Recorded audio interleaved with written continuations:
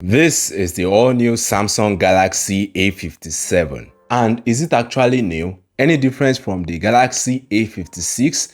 Well, I'll be straightforward. It is barely an upgrade. And for 750,000 naira, I would call it a side grade at the very best. Unboxing the Galaxy A57, we pretty much just get the phone, paperwork, SIM ejector pin, and a USB C to C cable.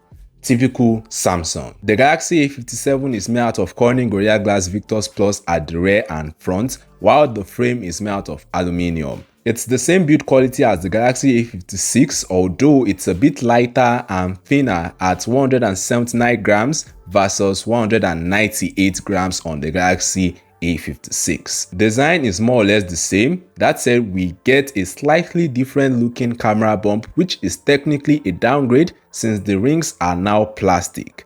It is a 5G device with a dual nano SIM card slots. And yes, the Galaxy A57 is capable of eSIM, just like the Galaxy A56 as well. Display is a 6.7-inch 1080p Super AMOLED panel with a 120Hz refresh rate protected by Corning Gorilla Glass Victus Plus. It supports HDR10 Plus with a peak brightness of 1900 nits. It's a Samsung display, so the colors are vivid and accurate. Software is Android 16 with One UI 8.5, and Samsung is promising 6 years of Android OS upgrades as usual. Performance is where we get a slight upgrade from the Exynos 1680 chipset, which is slightly faster than the Exynos 1580 from last year.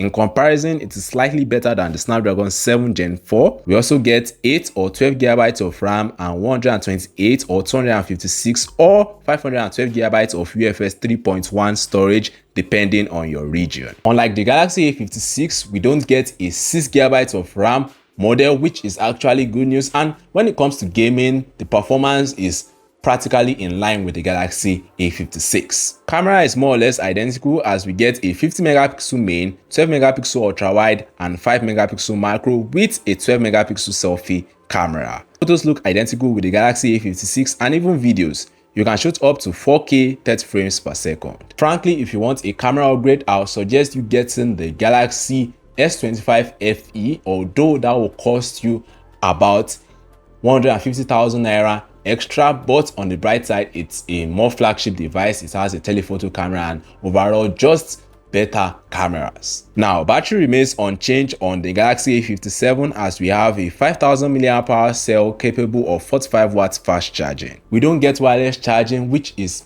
actually quite disappointing. Now, I know not everyone uses their wireless chargers, but considering the price of this device, I mean 750,000 naira to 800,000 naira, depending on the storage model you get, it is almost mandatory for us to have flagship features like a wireless charger, even if it is 15 watts at the very least, or even a telephoto camera instead of this 5 megapixel macro camera nonsense we've been getting. Frankly, the Galaxy A57 is a boring device, or as some would like to call it, Samsung playing safe. It doesn't bring anything new to the table. It's just the same old reliable Samsung mid-ranger. For this price, you can definitely get better devices and even more powerful devices like the Poco X8 Pro 5G or older flagships from Samsung themselves, Apple, and Google, heck, even OnePlus. If you have the Galaxy A56, there really isn't any reason for you to upgrade. And frankly, I'd rather buy the Galaxy A56 again over the Galaxy A57. I mean, that device costs 480,000 naira to 540,000 naira depending on the storage configuration you get, which is almost half the price of the Galaxy A57 for a minimal upgrade. Like, it's a no-brainer. But yeah, let me know your own thoughts in the comments, and yeah, thanks for watching. Catch you guys in the next one. Peace.